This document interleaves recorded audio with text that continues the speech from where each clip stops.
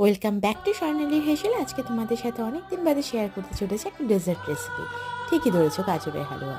তার জন্য অনেকগুলো গাজর নিয়ে নিয়েছি। প্রথমে গাজরের পিলগুলোকে হালকা হাতে ছাড়িয়ে গ্রেটারে গ্রেট করে নিয়েছি।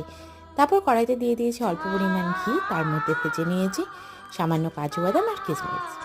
আর তোমরা চাইলে এটাকে অ্যাভয়েডও করতে পারো, এটা একদমই অপশনাল। তারপরে আবারও কিছুটা ঘি দিয়ে সেই গ্রেট করা গাজর দিয়ে ভালো করে সেদ্ধ করে নিয়েছি। সেদ্ধ করে নেওয়ার পরে দিয়ে দিয়েছি এখানে পরিমাণ মতন চিনি। আমার এখানে 3 কিলো কি 3.5 কিলো মতন গাজর ছিল, তার জন্য প্রায় 3 কাপ মতনই চিনি লেগেছে। তোমরা কম বেশি তেজার মতন নিতেই পারো, কোনো অসুবিধা নেই।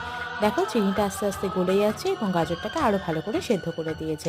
জলটি যদি আরও ভালো করে শুকোতে হয় গ্যাসের ফ্লেমটা বাড়িয়ে দেবে, তবে প্রথমেই বাড়াবে না, প্রথমে একদমই অল্পকে লাগবে, না হলে নিচে ধরে যেতে পারে। তারপর ওপর থেকে ছড়িয়ে দিয়েছি সামান্য গুঁড়ো দুধ, যার যার পরিমাণ মতন দেবে।